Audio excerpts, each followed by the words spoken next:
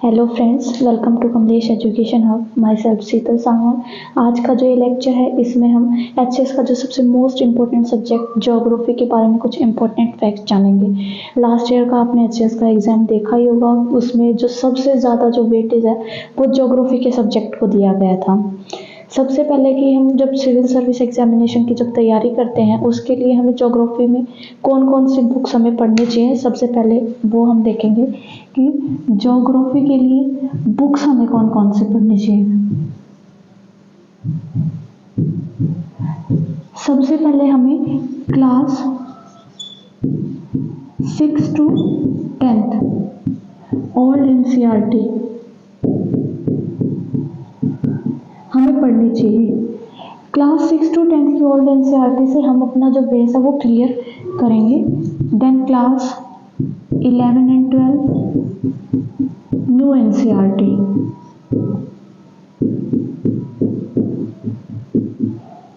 इसके साथ हम जो स्टैंडर्ड बुक है वो जीसी लियोन पढ़ सकते हैं। एंड मैपिंग के लिए हमें ऑक्सफोर्ड एटलस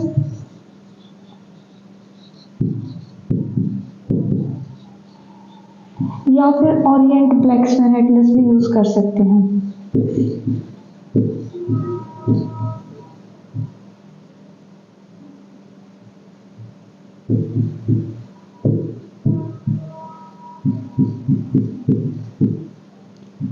इन सभी के अलावा आप क्लास नोट्स भी प्रिपेयर कर सकते हैं, जो मैं आप लोगों को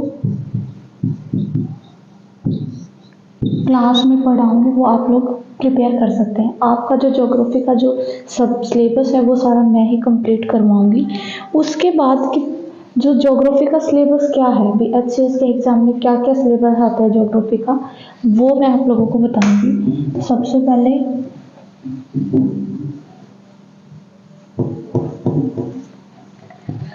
ज्योग्राफी को हम दो पार्ट्स में डिवाइड कर लेते हैं। One is Indian geography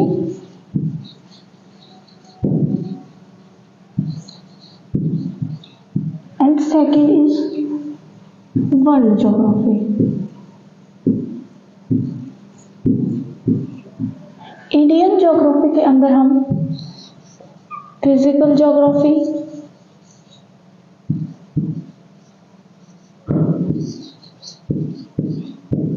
climatology,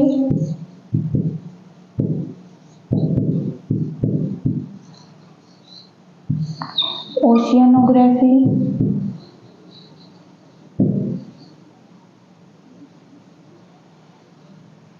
human geography और इसके साथ जो इकोनॉमिक एक्टिविटीज हैं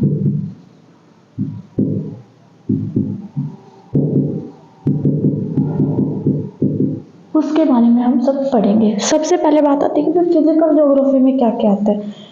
तो फिजिकल ज्योग्राफी के अंदर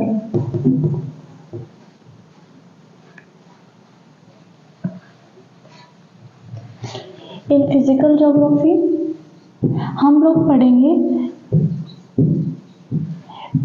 माउंटेन्स के बारे में। माउंटेन्स में जैसे जो हिमालयन माउंटेन्स हैं उनके बारे में, कि भी इनकी फॉर्मेशन कैसे हुई, जो रेंजेस हैं वो जैसे अपर हिमालय हो गया, लेसर हिमालय हो गया, शिवा, ये सारी चीज़ें। प्लेट्यूज के बारे में पढ़ेंगे। प्लेट्यूज में जैसे डेक्कन प्लेटू है या छोटा नागपुर प्लेटू है।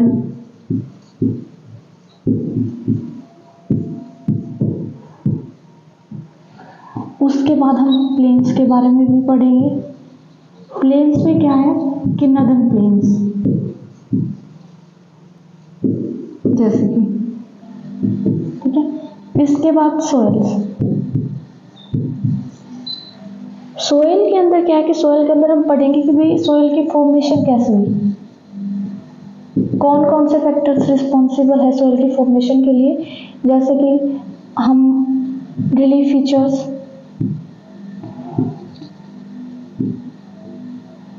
क्लाइमेटिक कंडीशन होगी,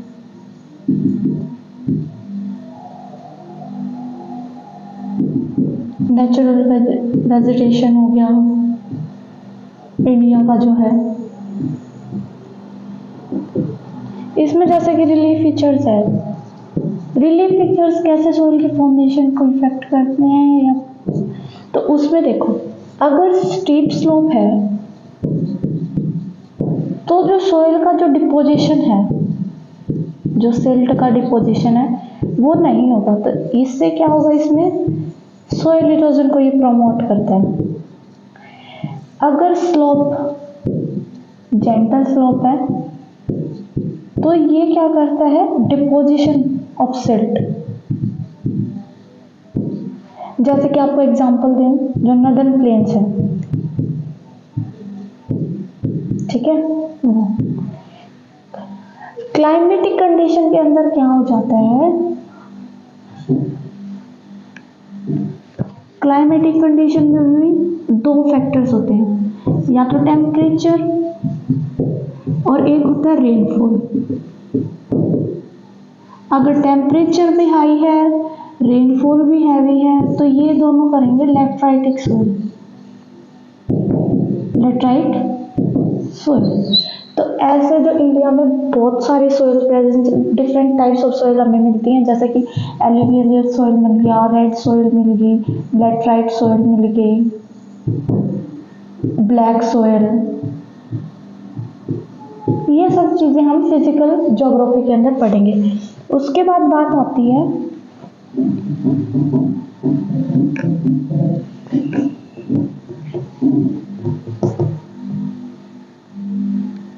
कि हम क्लाइमेटोलॉजी के अंदर क्या क्या पढ़ेंगे। क्लाइमेटोलॉजी में हम पढ़ेंगे कि भी इंडियन मॉनसून,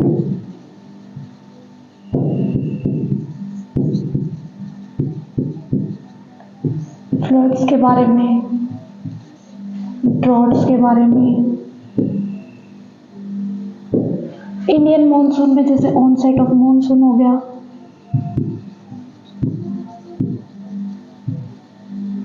या फिर रिट्रीटिंग मॉनसून का, ये सारी जो चीज़ें हैं, ये सारे जो फैक्ट्स हैं, हम किसके अंदर पढ़ेंगे, क्लाइमेटोलॉजी के अंदर। इसके बाद बात आती है कि हम ओशियनोग्राफी में क्या क्या पढ़ेंगे। ओशियनोग्राफी के अंदर हम साइक्लोन्स और एंटी साइक्लोन्स, साइक्लोन्स हो गया, एंटी साइक्लोन्स हो गए, ये हम सब पढ़ेंगे। जैसा कि आप सभी को पता भी होगा कि जो बे ऑफ बंगाल है उसके अंदर साइक्लोन आया हुआ है जिसका नाम है मिचांग। इसका जो नेम है वो सजेस्ट किया था म्यांमार कंट्री ने। ये जो साइक्लोन है ये 4th tropical cyclone of the year है, 4th tropical cyclone of the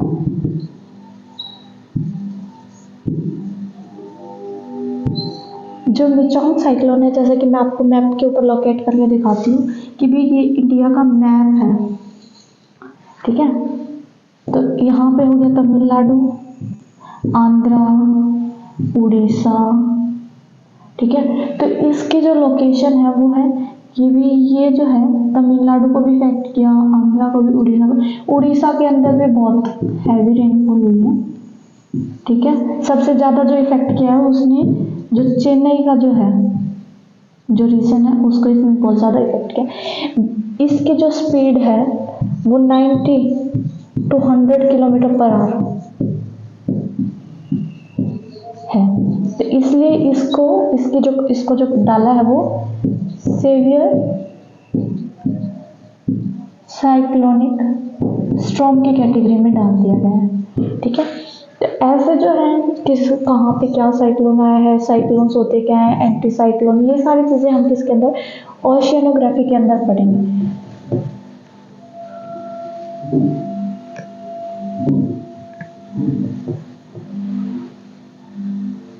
उसके बाद बात आती है कि भी हम ह्यूमन ज्योग्राफी के अंदर क्या पढ़ेंगे।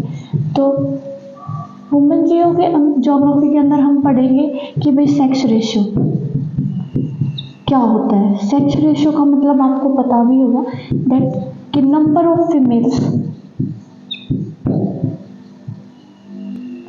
पर 1000 मेल्स कितनी है, ठीक है।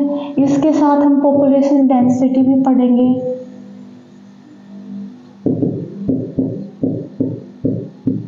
पॉपुलेशन डेंसिटी का मतलब होता है कि टोटल नंबर ऑफ पॉपुलेशन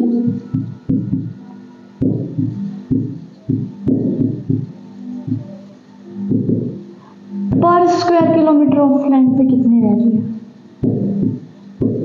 ठीक है। इसके साथ हम ह्यूमन ज्योग्राफी के अंदर डेमोग्राफिक डिविडेंड भी पढ़ेंगे।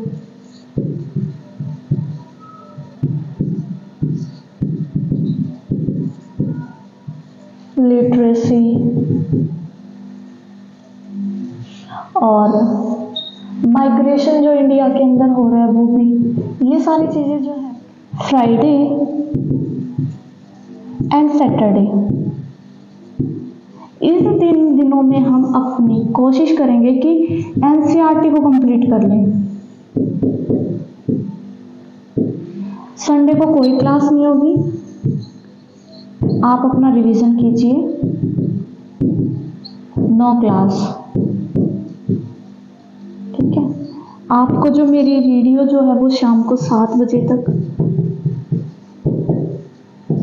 अपलोड हो जाएगी। And if you have any query then please drop a message on Telegram handle